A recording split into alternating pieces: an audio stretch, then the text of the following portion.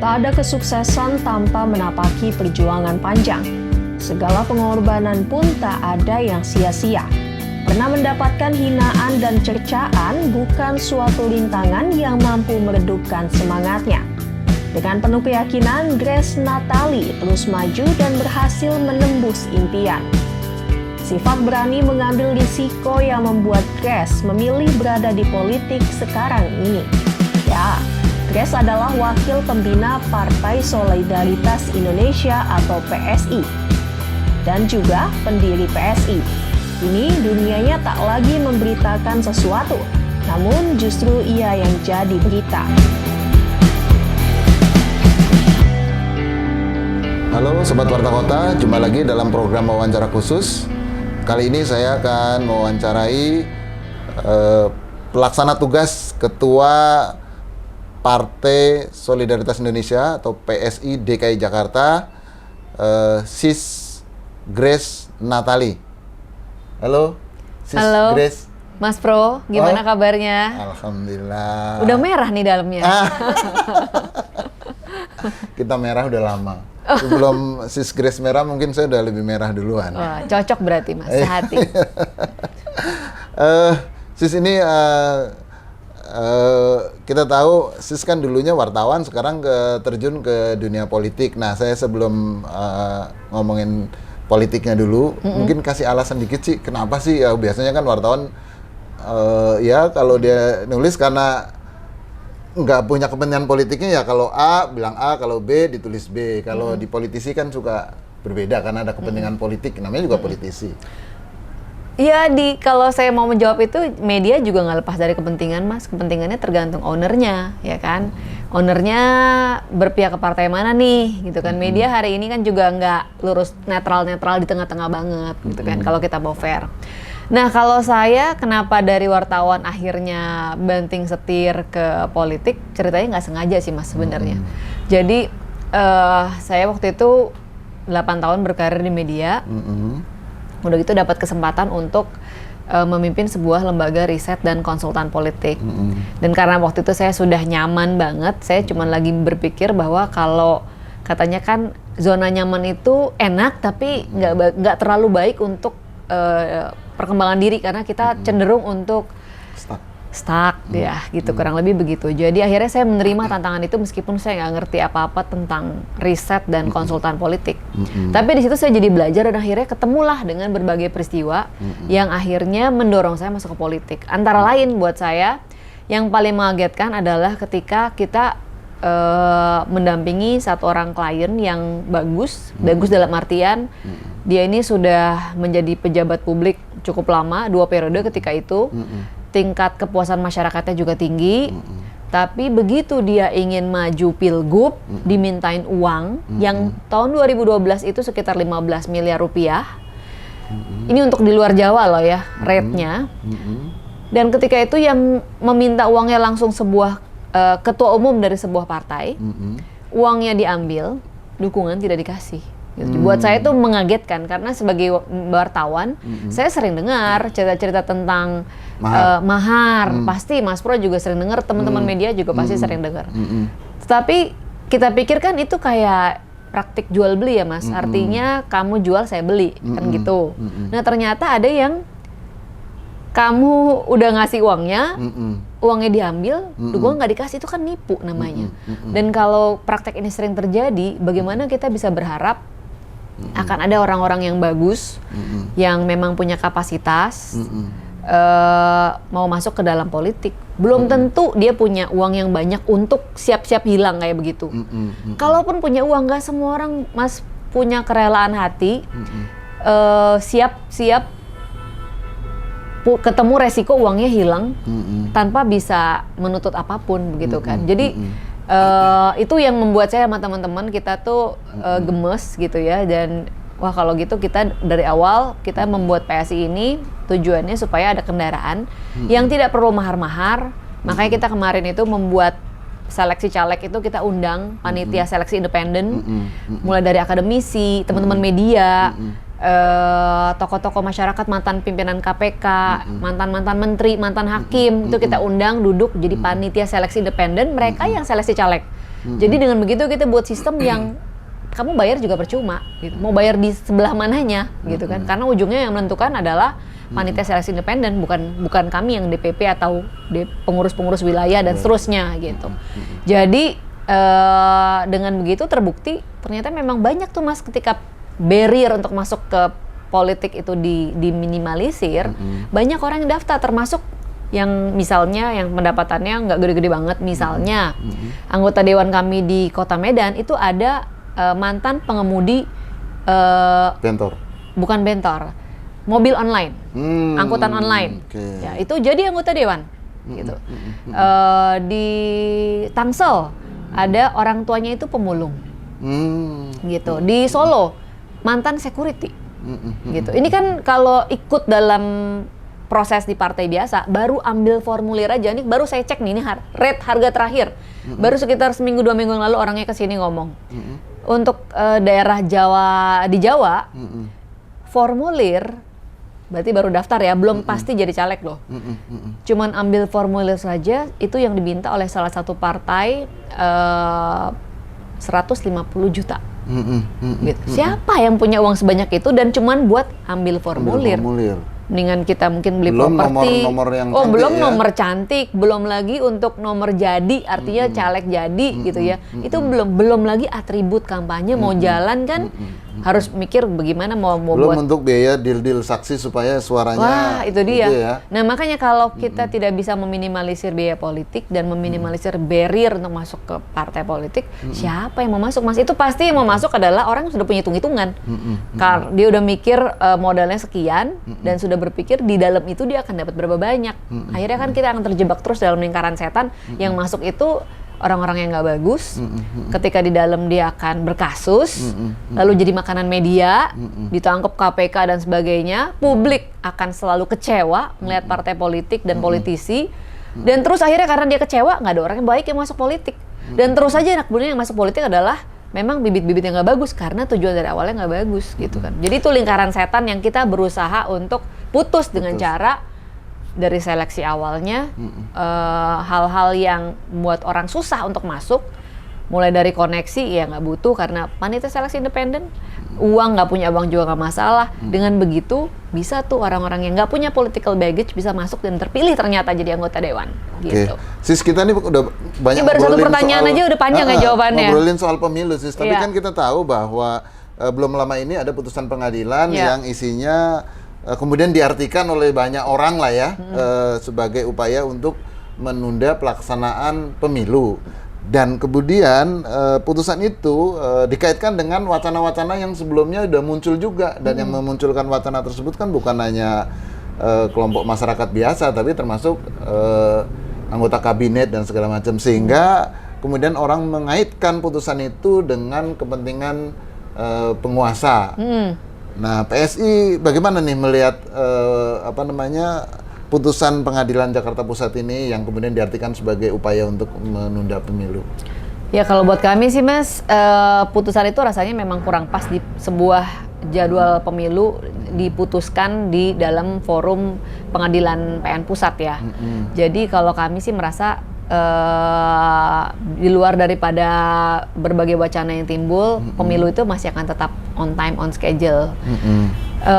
Karena kalau kan sudah sesuai, sudah ditetapkan dalam konstitusi kita tahapan-tahapan pemilu itu 5 tahun sekali, dan itu tidak bisa dibatalkan oleh hanya sebuah putusan pengadilan negeri gitu. Jadi saya setuju dengan pendapat ahli-ahli yang lebih pas lagi untuk bicara soal ini ya, pakar-pakar hukum tata negara.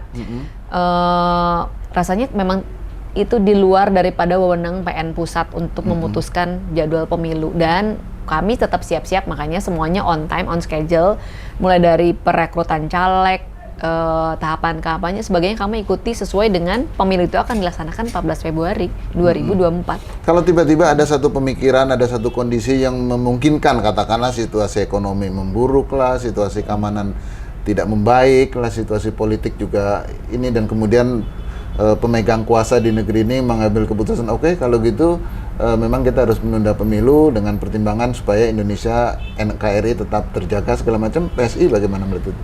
Nah, ini kan kalau ya Mas ya. Iya, iya. Kalau begitu kan yang penting harus konstitusional ya nggak Mas? Kita kan negara konstitusi nih. Artinya kalau memang partai-partai mau melakukan itu, ini pasti kerjaannya partai-partai yang ada di parlemen kan, yang mereka harus melakukan amandemen undang-undang. Ya nggak? Iya, harus melakukan amandemen undang-undang dasar. Dan prosesnya panjang nih, gitu kan. Dan kita kan tidak hidup dalam ruang hampa. Artinya masyarakat juga pasti ada menjadi bagian dari proses amandemen itu. Bagaimana diskursus publik akan bergulir lah kira-kira alasan-alasan tadi Mas bilang itu bisa diterima atau enggak. Jadi kalau menurut kami biarkan itu berproses aja Mas. Kalau memang ada aspirasi demikian, kita kan negara konstitusi yang memang sudah punya kanal untuk menguji sebuah gagasan, gitu kan, yaitu amandemen. Dan sebelum amandemen kan ada misalnya kalau orang ternyata publik nggak setuju gitu, mereka berdemo, melakukan aksi-aksi, lalu muncul diskusi-diskusi seperti ini di media-media, itu kan bagian dari proses demokrasi tadi. Jadi sebaiknya kalau memang ada aspirasi demikian, dia diuji saja. Dengan dibicarakan kayak gini kan akan kelihatan sebenarnya maunya publik seperti apa sih. Di gitu internal kan. PSI sendiri pernah nggak ada diskusi seperti inilah, membahas tentang isu soal penundaan pemilu atau putusan pengadilan segala macam? Nggak pernah secara spesifik sih Mas, karena kan yang berwenang untuk melakukan amandemen undang-undang dasar itu kan partai-partai di parlemen. Kalau kami optimis aja bahwa pemilu itu pasti akan on time, karena itu yang sekarang diputuskan sesuai dengan konstitusi kita. Ini waktu sudah tinggal kurang dari 1 tahun. Kalau mau, kalaupun ya Mas ada upaya untuk amandemen, rasanya tidak mepet kayak gini deh. Gitu. Jadi itu mempertebal keyakinan kami bahwa on time, karena terlalu mepet waktunya kalau mau merubah tahapan pemilu sekarang dan proses yang harus dilakukan untuk menguji sebuah gagasan bahwa apakah karena situasi ekonomi dunia memburuk misalnya, atau perang Rusia Ukraina dan sebagainya, geopolitik, pandemi kemarin, ya itu kan kemarin dari wacana itu pertama muncul kan sudah lama ya. Sekarang tinggal 1 tahun kurang loh Mas. Jadi rasanya sih akan on time. Waktunya terlalu mepet. Kalau dalam pandangan Sisgris itu sebenarnya putusan hakim di Pengadilan Negeri Jakarta Pusat, apakah memang itu semata-mata pertimbangannya hukum atau ada pertimbangan lain? Sebagai politisi tentu bisa membuat pandangan, analisa segala macam. Pasti kan kupingnya kiri kanan juga mendengar tapi terlalu spekulatif rasanya Mas kalau saya mengatakan itu kira-kira apa ya alasannya.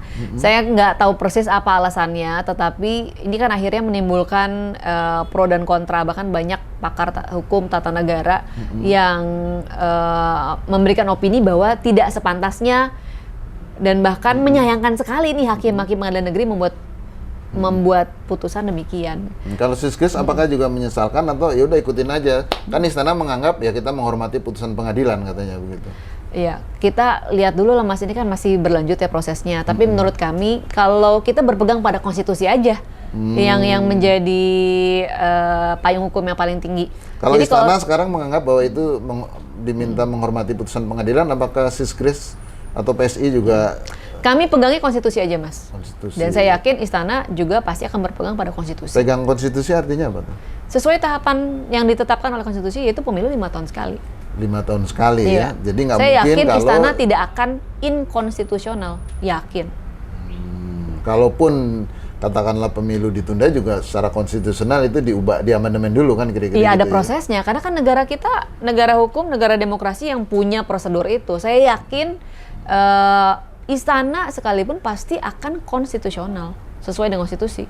Oke. Sisgris, selain isu soal pemilu kan kita lihat PSI itu termasuk partai yang kritis.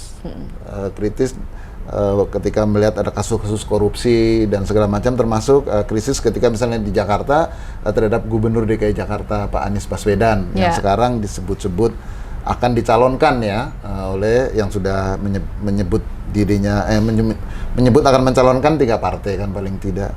Nah mungkin bisa dijelaskan kenapa misalnya PSI itu selalu bersikap kritis terhadap Pak Gubernur Anies yang sekarang dalam tanda petik calon ya, calonnya nanti kan secara resmi kan, tapi kan partainya sudah mendeklarasikan. Oke, yang pertama PSI tidak punya masalah personal dengan Pak Anies sebagai pribadi ya. Dan sikap kritis itu tidak hanya ditujukan kepada Pak Anies seorang diri, tetapi dimanapun di mana PSI memiliki anggota DPRD, kita pasti akan mengkritisi semua kebijakan yang dirasa tidak atau kurang bermanfaat buat masyarakat. Dan memang itu fungsinya kan, fungsi budgeting, fungsi kita mengawasi anggaran, controlling, kan terkait dengan fungsi-fungsinya memang sesuai dengan tupoksinya anggota dewan di daerahnya masing-masing. Cuman memang harus diakui media kita ini kan mayoritas ada di Jakarta ya Mas ya. Contoh nih, kalau ada banjir di DKI Jakarta, beritanya bisa berhari-hari. Sementara mungkin banjir di Samarinda yang juga nggak kalah parahnya, atau di Semarang mungkin, atau di Semarang itu ternyata nggak seheboh yang ada di DKI Jakarta.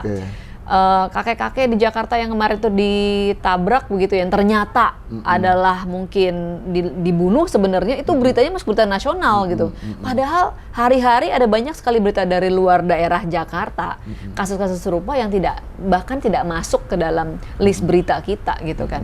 Jadi media kita ini memang media Jakarta sentris, harus diakui ya nggak Mas Pro? Iya betul. Nah jadi artinya sebenarnya sikap kritis dilakukan partai oleh terhadap semua pemegang kuasa itu bukan hanya di Jakarta ya? Tidak hanya di Jakarta, misalnya di Tangsel kita udah berulang kali mengkritisi terkait dengan tempat pembuangan sampah akhir yang letaknya terlalu dekat dengan sungai, sampai anggota dewan kami ada yang meninggal ketika sedang mengawal kasus itu misalnya, atau seluruh anggota dewan di PSI di semua di berbagai daerah tingkat 1, tingkat 2 itu kompak menolak PIN emas misalnya, kompak menolak kenaikan gaji anggota dewan karena ada wacana kenaikan gaji di saat pandemi gitu kan. Ada juga di Bandung anak-anak itu walk out ketika lagi pandemi, tapi kok anggaran yang dialokasikan tahun berikutnya malah masih terlalu banyak yang menghambur-hamburkan uang menurut anak-anak dengan catatan yang mereka buat begitu ya. Jadi di mana-mana nih, tapi kan mungkin itu hanya masuk media lokal, tidak sebising, tidak segaungnya, tidak seheboh ketika itu terjadi di Jakarta gitu. Artinya sikap kritis itu dilakukan oleh PSI terhadap siapa saja yang sedang memegang kekuasaan ya, iya, kan fungsi controlling. Fungsi controlling. Nah kalau saya misalnya tanya, apa sih katakan 5 sesuatu yang wajib dikritisi dari Pak Anies dalam pandangan Mbak Sis Grace apa aja? Oke, nah misalkan kasus yang agak besar deh ya, karena 5 aja kan, terkait Formula E. Formula E, Mas Pro meliput ya Warta Kota. Yang menang siapa Formula E, juara satunya? Ya orang luar negeri lah yang Iya, orang luar negeri ya, kita nggak ada yang ikut soalnya kan, tidak ada satupun atlet Indonesia yang ada di dalam Formula E. Kita nggak tahu siapa yang menang, eventnya hanya beberapa hari, tempatnya sekarang jadi apa kita nggak tahu, tapi biayanya lebih dari 1 triliun rupiah, di mana itu meminjam dari Bank DKI, yang meminjam juga salah, artinya itu kan panitianya Jakpro, tapi yang meminjam adalah Dinas Pemuda dan Olahraga dengan surat dari Pak Anies ketika itu agar cepat melakukan pinjaman. Itu aja udah salah prosedur gitu. Sampai sekarang anggota dewan tidak pernah melihat seperti apa bentuk kontraknya. Jadi ada mal administrasi di situ. Peminjaman dilakukan tidak sesuai dengan organisasinya. Kemudian kalau kita buat prioritas anggaran ya Mas, di Jakarta ini, Mas tinggalnya di mana? Jakarta nggak? Saya Cengkareng dong. Cengkareng ya? Oke, Jakarta Timur ya? Barat dong. Jakarta Barat, sorry. Iya, ini ketua PLT DKI harus hafal lah Jakarta. Iya, mohon maaf, hanyalah manusia biasa. Jakarta Barat ya Mas, berarti tahu dong bahwa masalah kita ini orang Jakarta ya selain banjir, macet. Terus udah gitu polusi, yang enggak air bersih deh. Air bersih karena mungkin ada orang yang tinggalnya di tempat-tempat yang masih banyak yang beli air gerobak dorong itu. Gerobak dorong, bahkan kadang-kadang jual air Pak RT, Pak RW, ya kan. Intinya air bersih dibutuhkan oleh masyarakat. Saya masang pam sejak zaman Gubernur Pak Setioso, tapi sampai sekarang masih beli air bersihnya karena pamnya nggak keluar. Bayar tiap bulan, bayar beban aja. Nah, inilah jeritan warga ini bener ini nggak ini. bohong nih ya. Kalau nggak cek aja kan. Iya. Banyak hidup. Mas, banyak juga rumah boleh bagus tapi bolak-balik yang lewat truk air ngisi ya kan. Jadi memang problem. Tapi untuk prioritas hal yang sepenting ini kemarin itu yang dibudgetkan yang terakhir ya di tahun yang terakhir itu cuma 30 miliar untuk pipanisasi air bersih gitu kan. Jadi soal prioritas anggaran gitu ya. Formula E yang maladministrasi. Terus untuk hal-hal yang sifatnya sangat mendasar kebutuhan manusia, yaitu air bersih misalnya, itu tidak jadi prioritas. Transportasi kemacetan, ya enggak. Itu LRT tidak bertambah koridornya selama masanya Pak Anies. Tidak bertambah. Bukannya ini integrasi transportasi umum di Jakarta koridornya, banyak tapi dipuji-puji. koridornya tidak bertambah. Gitu. Kemudian terkait juga dengan misalnya berbagai kasus korupsi, misalnya untuk rumah DP 0%. Itu Tapi kan ada dari salah hasil satu pemeriksaan BPK kan apa istilahnya tuh? Artinya udah dari sisi keuangannya kan oke lah kalau laporan masuk BPK. KPK kok orangnya tuh yang di Munjul ya kalau nggak salah. Beli tanah. Dari Saranajaya itu. Iya, beli tanah yang ternyata peruntukannya tidak boleh untuk buat bikin rumah yang bangunannya lebih tinggi dari 3 atau 4 lantai. Jadi bagaimana mungkin mau membangun rumah DP 0% di situ kan harus bangunan yang vertikal kan gitu. Itu antara lain. Kemudian satu lagi kalau terkait dengan polusi juga tidak ada improvement. Begitu kan. Pembangunan yang selalu diklaim keberhasilan oleh Pak Anies sifatnya kosmetik. Misalnya pedestrian atau tugu-tugu atau halte yang instagramable itu kan tidak menjawab kebutuhan warga DKI Jakarta. Kan Pak Anies bilang bukan hanya melewati tapi mengalami supaya ada cerita. Supaya ada cerita ya. Ya silakan aja warga DKI yang menilai apakah itu yang betul-betul dibutuhkan. Warga Cengkareng silakan menilai apakah warga Cengkareng membutuhkan jembatan yang instagramable, bambu-bambuan di bundaran HI misalnya apakah itu yang kita butuhkan gitu kan. Tapi jadi, selain melihat sisi kritisnya, ada nggak sisi positifnya? Mungkin sisi positifnya yang tadi punya jembatan instagramable gitu kali ya Pak ya. Kita melihat bahwa Pak Anies ini banyak melakukan kebijakan yang sifatnya kebijakan itu kan policy ya Mas. Policy yang tidak menjawab kebutuhan warga. Tapi itu diglorifikasi gitu. Anggaran DKI Mas, anggaran DKI nggak main-main loh. Satu tahunnya itu 80-an triliun. Hampir 90 triliun. Iya, sekarang. Kalau kita ngomong 90 T deh. Itu kan berarti kalau dikali 5 ada 450 triliun rupiah, terbesar dari seluruh provinsi yang lain. Di Indonesia. Ya. Bahkan di Jawa Barat aja yang jumlah penduduknya jauh lebih banyak, kayaknya cuma sekitar 50 T kalau saya tidak salah ingat. Jadi banyak hal yang bisa kita lakukan di DKI Jakarta, tapi memang tinggal mau apa enggak. Anggaran tidak menjawab atau alokasi anggaran tidak menjawab kebutuhan warga. Emang kebutuhan warga Jakarta sebenarnya apa sih dalam pandangan PSI ini? Sebagai warga DKI, ini juga dari survei, tapi saya rasa sebagai warga DKI pasti setuju bahwa yang problem utama kalau sekarang tanya kemacetan. Kemacetan, kemudian banjir, air bersih, polusi, itu problem-problem utama ya. Nah, misalnya untuk kemacetan menurut Sis Grace itu apa yang harus dilakukan? Ya mau nggak mau memang sarana dan prasarana transportasi umumnya harus diperbanyak Mas. Keamanan misalnya juga untuk penumpang perempuan atau yang sampai malam hari baru pulang. Terutama rute-rute lah harus diperbanyak begitu kan. Rutenya diperpanjang atau jumlah kendaraan yang diperbanyak? Ya dua-duanya dong Mas. Jumlah koridornya diperbanyak, cakupan dari moda transportasi umumnya juga berbanyak, vehicle-nya sendiri atau moda transportasi juga harus diperbanyak. Kalau gitu profil gubernur sukses dalam pandangan PSI itu siapa nih? Yang kira-kira ya kalau kita lihat dulu Pak Jokowi itu kan wali kota, gubernur, kemudian presiden. Menurut saya itu nggak ada salahnya juga, itu bagian proses menyeleksi kepemimpinan nasional ya, mulai dari daerah naik sehingga dia punya pengalaman memimpin kan. Nah kalau sekarang ketika kita akan bicara soal presiden ya mungkin gubernur lah ya, salah satu tangga untuk naik kan nggak ada masalah. Nah kalau dalam pandangan Sis Grace ini, gubernur mana yang punya jejak atau rekam jejak sukses yang layak dia dipromosikan misalnya menjadi presiden? Wah, gubernur sukses yang layak dipromosikan menjadi presiden. Oke. Atau mendukung Pak Jokowi untuk 3 periode? Wah, ini pertanyaannya misleading banget kan bilang itu inkonstitusional. Oke. Gitu. Tapi boleh Mas Pro, boleh. Bagus pertanyaannya. PSI secara institusi kita sudah sepakat kita mendukung Pak Ganjar Pranowo.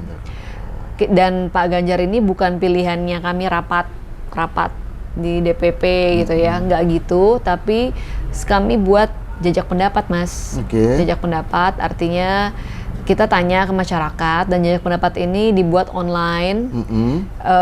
Ada 9 nama yang kami taruh di jajak pendapat yang judulnya Rembuk Rakyat itu website, di websitenya PSI. Namanya Rembuk Rakyat, tapi sekarang udah tutup ya Mas. Tapi kita buka hampir setahun tuh dari awal 2022. Apakah itu mewakili penduduk Indonesia misalnya? Karena kan yang memilih presiden nanti penduduk Indonesia. Betul, tapi ini kan kanal yang PSI buat, kita kan bukan lembaga survei atau BPS gitu. Jadi artinya tidak bisa untuk mengeneralisasi kan? Tidak bisa mengeneralisasi, tapi paling tidak mungkin itu mencerminkan pilihan atau suara hatinya pemilih PSI. Jadi 9 nama itu kita dapatkan dengan bertanya kepada teman-teman pengurus dari daerah-daerah. Kemudian mereka juga melakukan penjaringan ke konstituen di tempat masing-masing. Jadi dapatlah 9 nama itu, diantaranya ada Pak Ganjar, Pak Erick Thohir, Pak Mahfud MD. Kemudian ada Pak Andika Perkasa, ada Emil Dardak, antara lain. Ada Ibu Sri Mulyani. Ada Ibu Risma, begitu. Itu kurang lebih 9 namanya. Saya nggak inget full 9 kalau ditanya sekarang juga nih. Gitu, ada miss Kalau dikit Gubernur lah. Jawa Barat, Pak RK?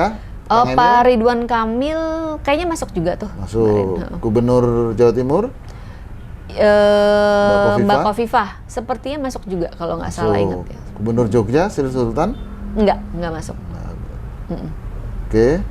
Terus? Gitu. Jadi dari situ itu. Yang paling tinggi perolehan suaranya di atas 50% waktu itu adalah Mas Ganjar Pranowo. Gitu. Dari berapa orang yang menentukan pilihan lewat apa namanya tuh apa survei atau apa itu istilahnya? Itu survei jajak pendapat. Jajak pendapat. Ya, ratusan ribu orang. Nanti kalau butuh angka persisnya bisa ditanyain ke tim IT. Saya susul datanya. Itu kan pertimbangan dari jajak pendapat di websitenya PSI ya. Tapi dalam pandangan Sis Grace itu apa sisi positif kepemimpinan Ganjar yang bisa katakanlah menjadi pegangan dia ketika beliau itu menjadi calon presiden atau menjadi presiden? Ya, Mas Ganjar Pranowo yang paling ini kalau tanya saya ke pribadi ya, dan mungkin saya mencoba mengkaitkan ini dengan DNA-nya PSI. DNA perjuangan PSI kan ada 2, anti korupsi dan anti intoleransi. Jadi kalau kita ngomong banyak elemen bisa panjang dan lebar nih Mas, tapi buat PSI yang paling penting adalah 2 hal ini. Ini adalah DNA perjuangan kami. Nah, Pak Ganjar di tengah ancaman intoleransi yang makin naik Mas, dan ini memang concern kita ya. Karena Indonesia kan beragam banget. Jadi pondasi kita sebagai bangsa itu kan toleransi, solidaritas. Jadi kita bisa berbareng-bareng membangun bangsa gitu kan. Kalau nggak ada toleransi, akhirnya kita sibuk dengan konflik horizontal. Jadi kapan mau membangunnya gitu kan?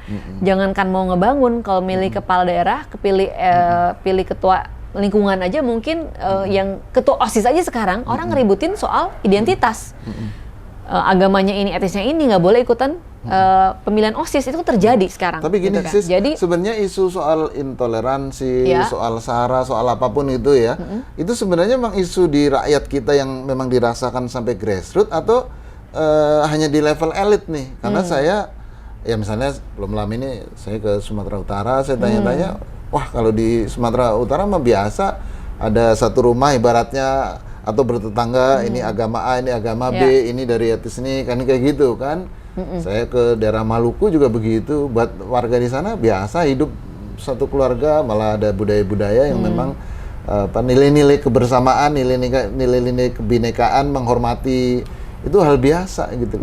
Jangan-jangan ini hanya isu di elit aja untuk jualan politik.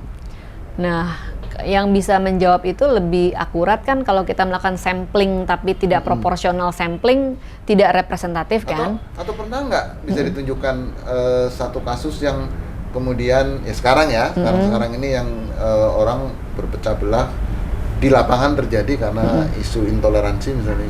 Nih saya pakai survei aja. Ada surveinya PPIM UIN.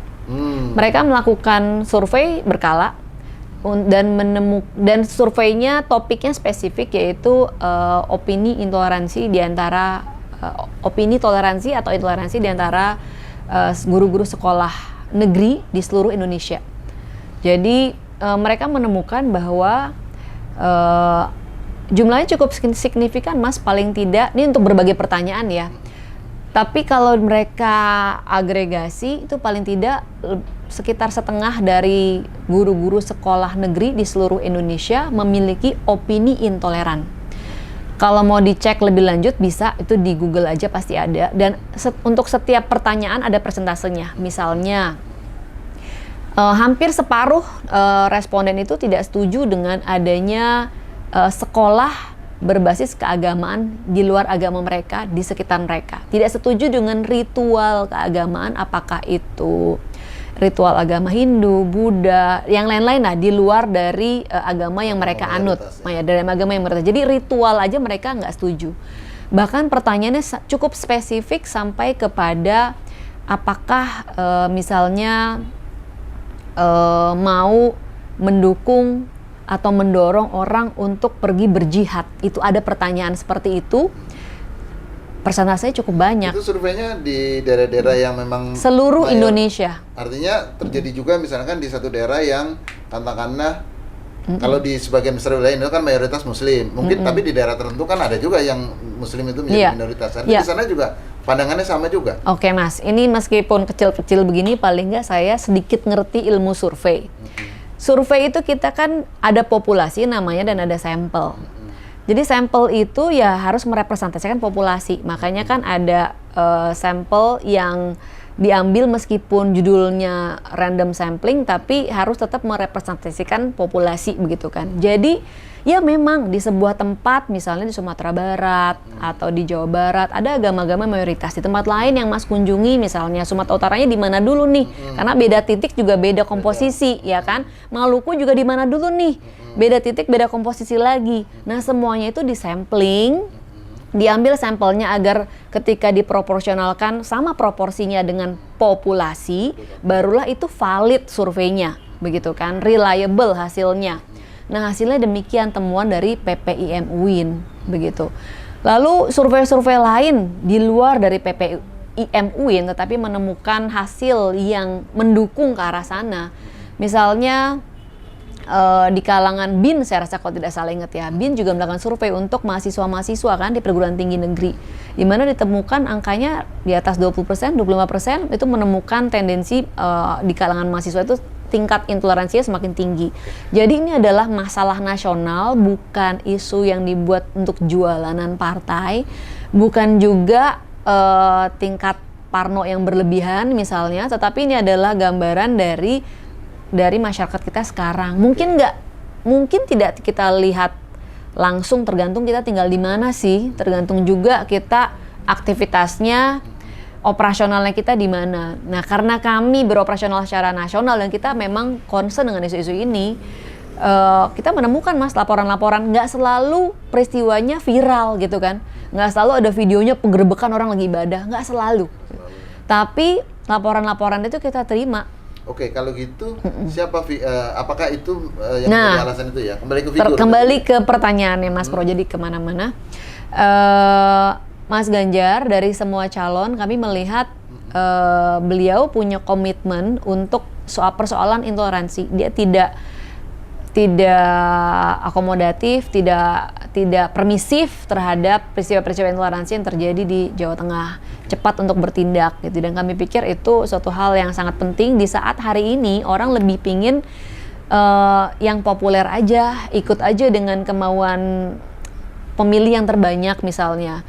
Dan itu buat kami sebuah hal yang sangat penting, yaitu Mas Ganjar dia konsisten terkait isu intoleransi. Dan juga untuk DNA selanjutnya, yaitu anti korupsi, beliau juga hingga saat ini ya tidak terlibat dengan kasus-kasus korupsi, dan kita lihat itu konsisten dari beliau masih menjadi anggota dewan hingga saat ini menjadi Yang dulu gubernur. dikaitkan dengan isu KTP elektronik Betul, itu. tapi hingga saat ini kan tidak ada selanjutannya. Jadi kita kalau memang ada ya sebaiknya memang diselesaikan sih gitu kan, supaya kita semua bisa tahu kan harus mengambil sikap seperti apa. Tapi kan kalau kita masih percaya pada lembaga KPK dan lembaga peradilan negeri ini, sampai saat ini itu hanya nama yang disebut-sebut dan tidak ada kelanjutannya. Oke. Itu kan sisi positifnya ya. Ada nggak kritik atau catatan yang harus dilakukan oleh Pak Ganjar yang di mata PSI? Misalnya dia harus, ini loh kekurangan yang harus dia perbaiki misalnya gitu. Ya di Jawa Tengah saya pikir ini ngomong soal Jawa Tengah apa gimana nih Mas? Ya kan Jawa Tengah sebagai salah satu kan kalau dia motret itu tentu di kepemimpinannya di Jawa Tengah kan. Ya. Ada ukuran. Tapi ini kalau mau fair kan kita harus bisa memotret ketika kami juga berinteraksi di situ hari-hari ya Mas ya. Jadi kita melihatnya beliau itu ya dari jauh, karena PSI tidak ada di DPRD Jawa Tengah misal tingkat 1 kan kita nggak ada di sana. Kita ada di Semarang misalnya, tapi tidak ada di Jawa Tengah.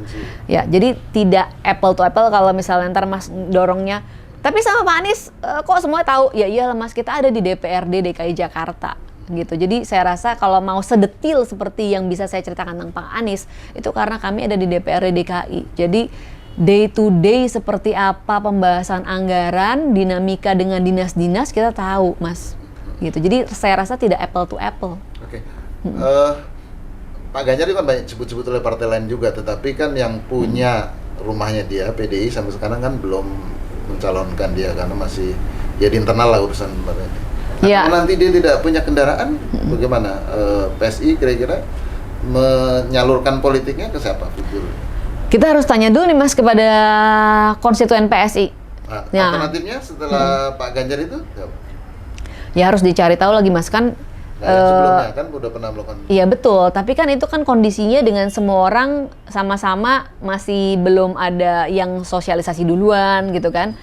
Kalau sekarang kan itu kan data, namanya survei kan memotret ketika dilakukan, ketika kemudian misalnya ada keputusan apa, ada yang sekarang sudah masuk partai, ada yang sudah sosialisasi seperti apa, itu kan harus saya rasa yang fair adalah ditanya lagi dengan kondisi yang terbaru. Nah, Mas Giring kan sebelumnya juga sebagai ketua umum PSI juga dia akan maju juga sebagai presiden. Kenapa nggak usung dulu ketua umumnya kira-kira gitu, baru kemudian nanti setelah melihat situasi bahwa tidak memungkinkan mencalonkan sendiri baru gabung.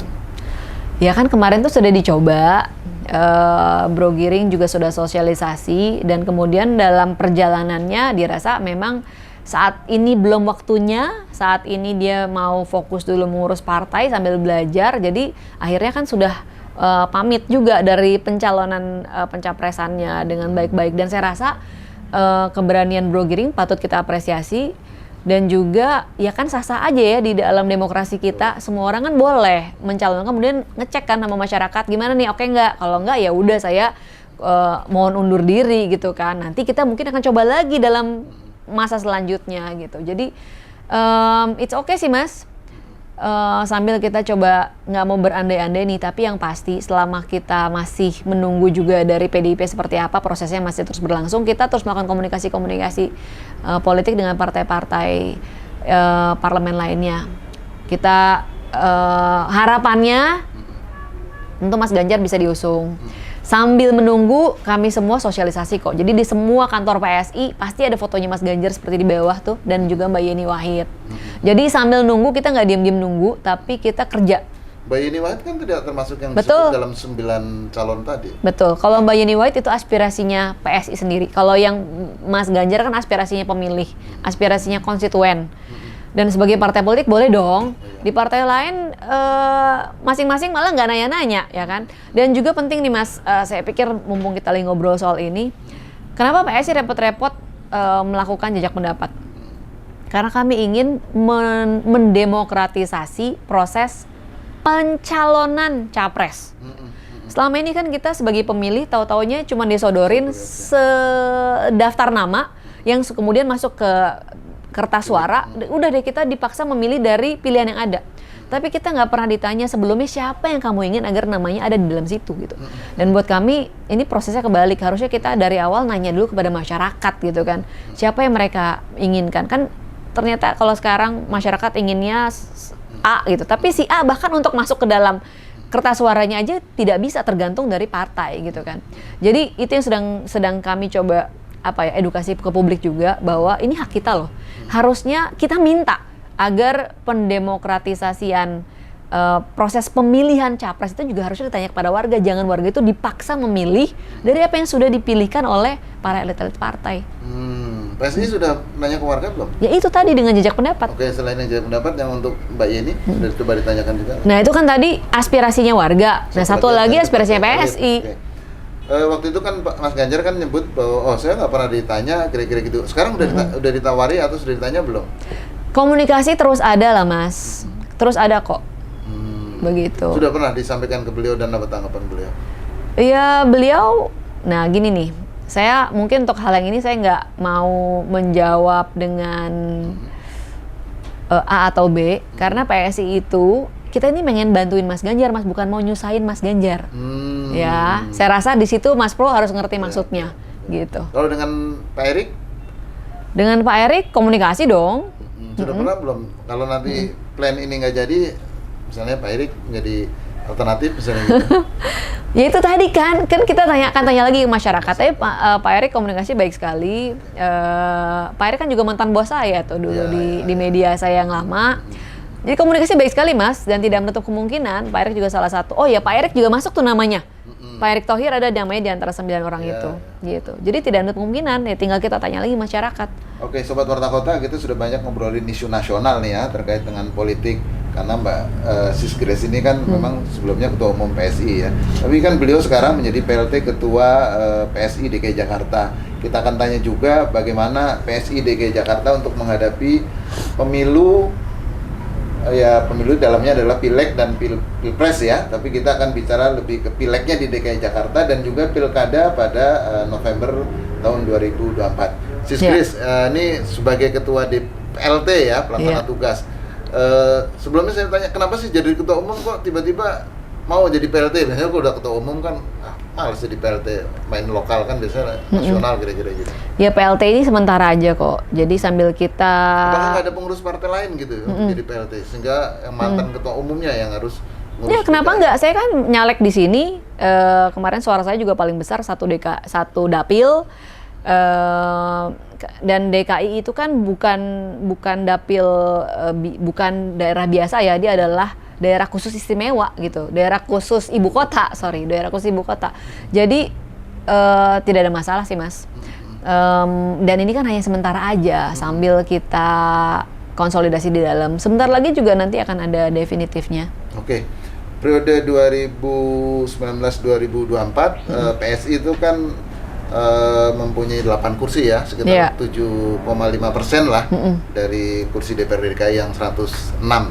Nah, untuk Pileg 2024 ini targetnya kira-kira berapa? Insya Allah kalau kami berusaha agar 2 kali lipat Mas, jadi 8 kali 2, 16 gitu ya.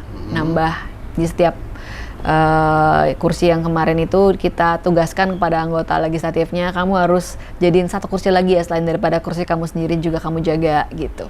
Bagaimana untuk meningkatkan hingga 100% ini lompatan, sementara jumlah partai di DKI Jakarta kan 18 ya total partai yang ini kan semuanya ada di DKI Jakarta, artinya kompetisinya makin ketat, jumlah kursinya masih 106 ya, karena KPU meskipun sudah diberi kesempatan oleh Mahkamah Konstitusi dia bisa menentukan dapil, tapi kan kesepakatan politik dapilnya nggak berubah, artinya jumlah kursi juga nggak berubah. Itu kan sebenarnya bertentangan dengan Undang-Undang 7 2017 ya.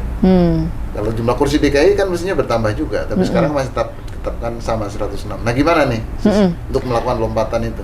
Ya, nah pemilu yang lalu PSI pertama kali kan, pertama kali ikut pemilu, dan waktu itu sampai dengan hari pemilihan Mas, yang kenal kami itu baru 50% dari pemilih. Oke.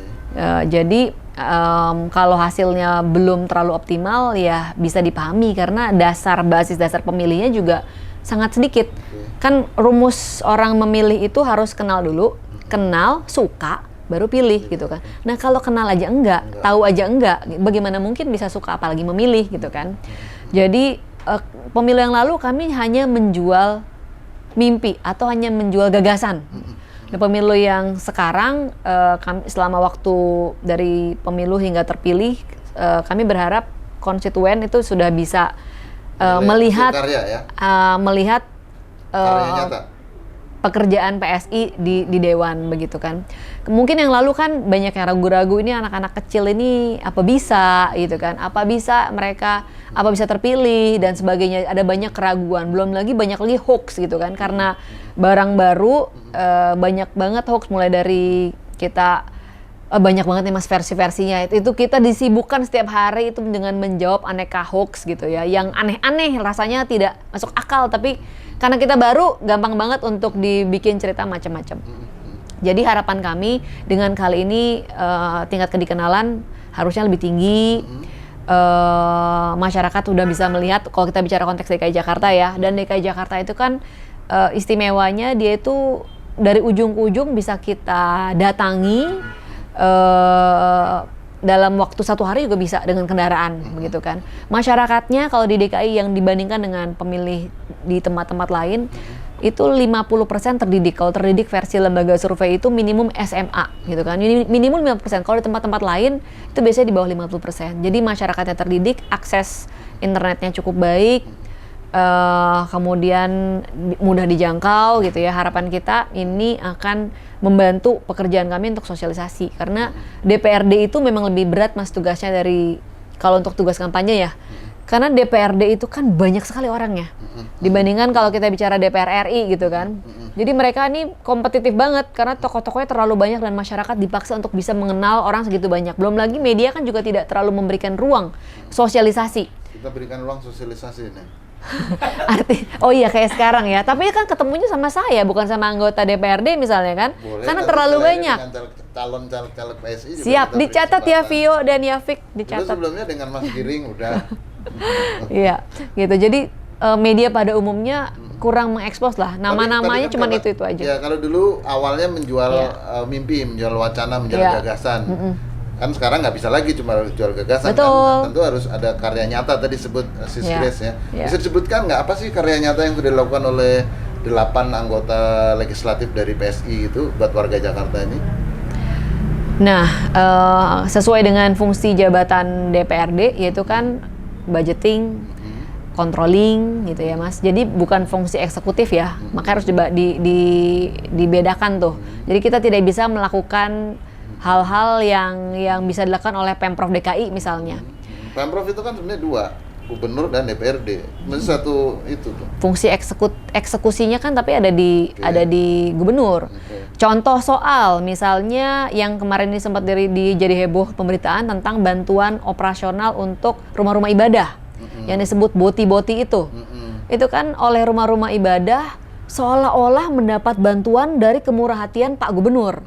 Padahal sama sekali tidak demikian pemahamannya. Boti itu diajukan ke dinas, kemudian naik dibahas di DPRD, di Komisi Agama, barulah di-approve atau ditebelin, istilahnya anak-anak tuh ditebelin atau tetap sama atau ditipisin, dikurangi daripada diminta, itu semua diputuskan DPRD. Dikembalikan kepada pihaknya Pemprov untuk membagikan, tapi bukan dari kantongnya Pak Gubernur misalnya, bukan dari uang operasional misalnya, bukan diskresinya beliau untuk menentukan siapa dan berapa boti untuk rumah ibadah. Tapi kan dipahami berbeda oleh Sebagian masyarakat. sebagian besar masyarakat dan di framing begitu juga mungkin ya.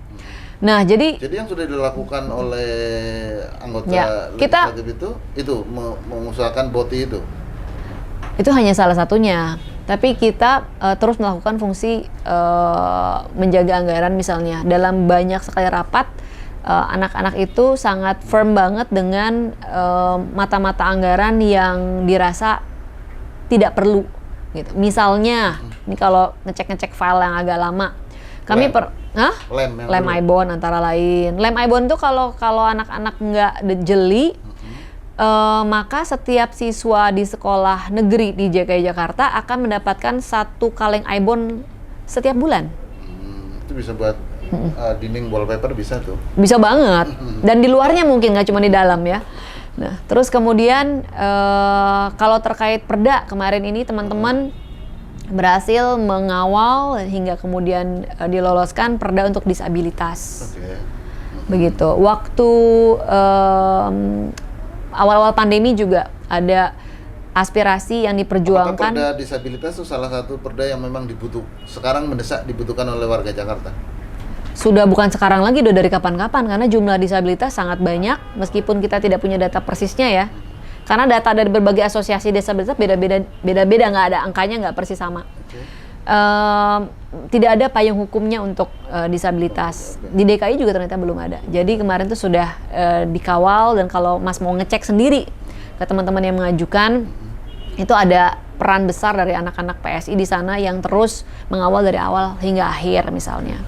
Kemudian ya tentunya menjadi jembatannya aspirasi warga ya, mulai dari hal yang sifatnya sangat sehari-hari, mulai dari lampu jalan rusak, jalanan bolong misalnya, banjir pompanya nggak hidup dan sebagainya. Rasanya kalau mau lebih detail bisa ngulik Instagramnya masing-masing anggota dewan itu, kita minta agar selalu update di sana. Cuman kan memang kita sering kutip juga kok anggota PSI. Kutip juga ya. Oke, jadi lebih detail lagi dari sana kalau terkait dengan day to day yang warga di luar daripada fungsi budgeting. Tapi kita selalu anak-anak itu selalu mengkritisi agar kalau ada budget yang rasanya tidak masuk di akal gitu ya, atau pembelanjaan yang lo baru tahun lalu belanja komputer mainframe segede ruangan, masa tahun ini mau belanja itu lagi misalnya. Sis Grace, selain isu-isu tadi, salah satu yang dari banyak pendapat dan ini kan yang menentukan sukses tidaknya keterpilihan anggota dewan adalah figur si calon legislatif itu, apa dia sering ke masyarakat, kan soal keterkenalan tadi kan, dikenal atau tidak. Nah, bagaimana nih menentukan calon anggota legislatif ini? Nah, tadi kan kriteria dikenal dulu, baru kemudian disukai. Calon atau yang terpilih maksudnya? Calon kan untuk 2024. Untuk baru mau dicalonkan. Untuk 2024 ini supaya bisa naik 100% itu. Iya. Kriterianya gimana tuh? Kalau kriteria untuk menjadi caleg PSI, kriteria administratif kan udah jelas ya, semua sama. Kemudian yang pasti tidak boleh punya DNA 2 itu harus tetap. Dan kemudian nanti kita compare CV-nya, mereka dikasih tugas Mas. Jadi dikasih tugas misalnya kayak tadi ya Mas bilang betul banget, kalau nggak dikenal, nggak disukain gimana mau dipilih kan. Jadi kita kasih mereka tugas mini gitu ya, mulai kampanye mini, dan kemudian mereka harus ngumpulin KTP-nya masyarakat sebagai bentuk dukungan. Gitu. Berapa tuh satu caleg? Kalau caleg itu kayaknya antara 50 sampai 100. Sebenarnya nggak banyak sih Mas, tapi buat orang dikit. Tapi kalau orang yang itu dia. Jadi juga nanti akan ada anak-anak ini kita minta untuk kontribusi atau partisipasi dari tokoh-tokoh masyarakat setempat untuk menjadi semacam panitia pemilihan calegnya gitu. Jadi nanti kita akan minta mereka untuk presentasi programnya, memperkenalkan diri, dan kemudian tokoh-tokoh masyarakat kita bikin nanti di berbagai dapil, mereka yang akan ngasih penilaian. Meskipun itu bukan penilaian akhir ya, artinya itu bukan menjadi input apakah orang ini kira-kira mau dimajuin jadi caleg atau enggak. Sis, 60% pemilih DKI Jakarta dari Gen Z kan, pemilih pemula lah, generasi Z atau generasi internet lah segala macam. Apakah penentuan caleg juga itu menjadi salah satu pertimbangan? Jadi salah satu pertimbangan, tapi nggak mutlak ya Mas, karena memang paling banyak pemilihnya kalau kita ngomong nasional hampir 60% adalah Gen Z. Tapi Gen Z ini juga sedikit sekali yang merasa dekat atau relevan dengan isu politik. Yang mereka perhatikan bukan isu politik gitu kan ya, mungkin yang isu game. MUI itu antara lain gitu kan. Jadi kalau terlalu fokus ke kelompok ini, padahal attention mereka nggak di situ gitu. Ini sesuatu yang harus kita uji juga gitu ya. Effortnya luar biasa, belum tentu. 60% nggak taunya 50%-nya nggak milih kan? Nah itu juga kan, makanya kita itu menjadi salah satu pertimbangan. Tapi tidak secara khusus gitu ya. Tapi kami kan memang membuka kesempatan untuk caleg-caleg itu bisa dari anak-anak yang muda juga banyak. Kayak yang tadi di depan-depan itu ntar mau jadi caleg tuh Mas, duduk-duduk di situ. Iya, umur-umur 24 gitu kan. Dan memang anggota Dewan PSI yang sekarang jadi tidak hanya di Jakarta ya, tapi di tempat-tempat lain itu umurnya rata-rata di bawah 40, banyak juga yang di bawah 30 tahun. Kayak William itu kan waktu dilantik dia umurnya 24 tahun gitu kan. Jadi dengan adanya anak-anak muda yang jadi calon legislatif, dan memang mereka sendiri yang mau, dan mereka dari sekarang udah kampanye serius ngegarap medsos masing-masing untuk memperkenalkan diri gitu. Kan namanya anak muda, kantongnya juga anak muda kan Mas gitu ya, terbatas gitu ya.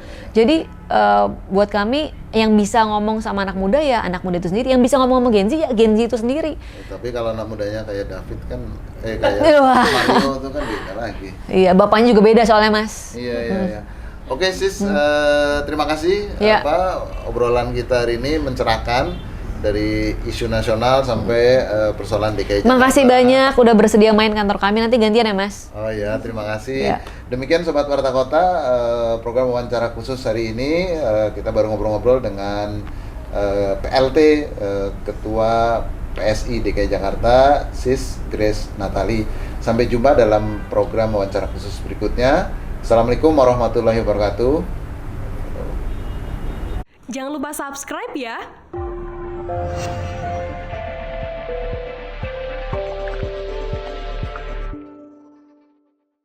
Jangan lupa subscribe ya.